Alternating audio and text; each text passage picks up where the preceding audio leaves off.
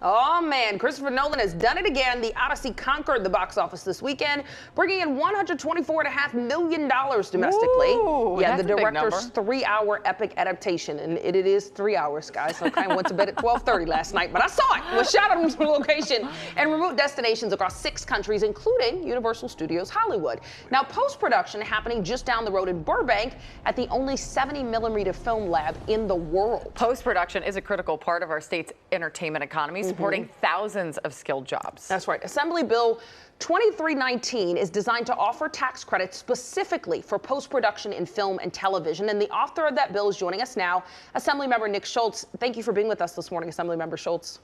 Good morning. Thanks for having me. Yeah, so let's talk about this because, of course, we talk about tax credits for things filmed in our state. We don't often talk about post-production where we're talking about visual effects and editing. This specifically is talking about films that maybe are not shot in our state, but you can still get incentives if the post work is done here.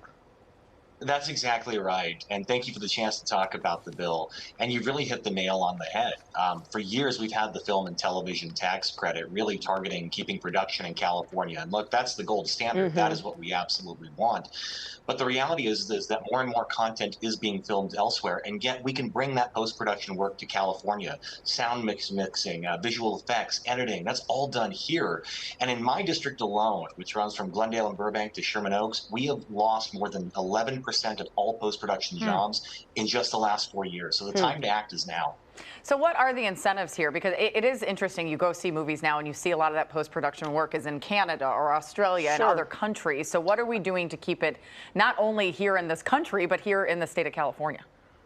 Great question. So the bill, if passed, and I'm happy to say it got out of the Assembly with 73 votes, so overwhelmingly bipartisan basis. But if passed, it would create a standalone tax incentive program for post-production. We have an accompanying budget ask of $100 million. The concept is really simple. If you shoot the production elsewhere and yet you want to bring the post work right back to our state, you can qualify for up to a $6 million tax incentive. Of course, you have to make sure that all those expenditures are tied to labor, that they're done here in California. But this is real money to incentivize those post-production jobs to stay right here in our community where they belong. Is there pushback from people who say they want the films here, and so separating the two operations would then further incentivize people to film somewhere cheaper and then do the post-production here? Yeah, you know, we've had conversations with relevant stakeholders, and that concern has definitely come up, and we believe we've addressed that in the current version of the bill. Specifically, one question that gets asked is, well, is there going to be double dipping? I mean, are you going to be able to take advantage of the master program when you produce the content here and then the post-production tax credit incentive program? We've made it clear that that's not the case. And at the end of the day, the reality is that a lot of these productions, while we always want productions filmed in California, they're going to be shot elsewhere for a variety of economic and non-economic reasons. We want to make sure that we're capturing all of that work too. And I'll just say this, at a time when it feels like government's in gridlock, this is a bill that answers a question that many people are asking, and that is, what can we do to keep our jobs here? This is a bipartisan issue. This is a winning issue for every lawmaker who will vote in support of it. All right, we got to talk about, though, there's a big elephant in the room when it comes to AI. Netflix recently admitted to using AI in production of more than 300 titles. Much of AI's application targets cutting down on things like post-production. So did the threat of AI's impact on the industry play into you crafting this bill at all, or is that a separate issue? No, it very much related. And I would say yes. You know, when we brought the bill forward, I really have to give credit to two groups, the California Post Alliance and IATSE Local 700.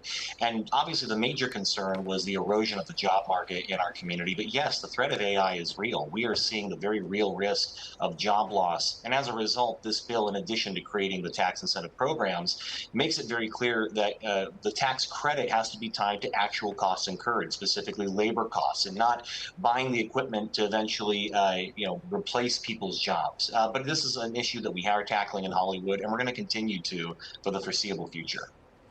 All right, Assemblymember Schultz, thank you so much for breaking that down to us. I know you said it's in the Senate Appropriations Committee now, so we'll continue to follow this and let us know if you have any updates.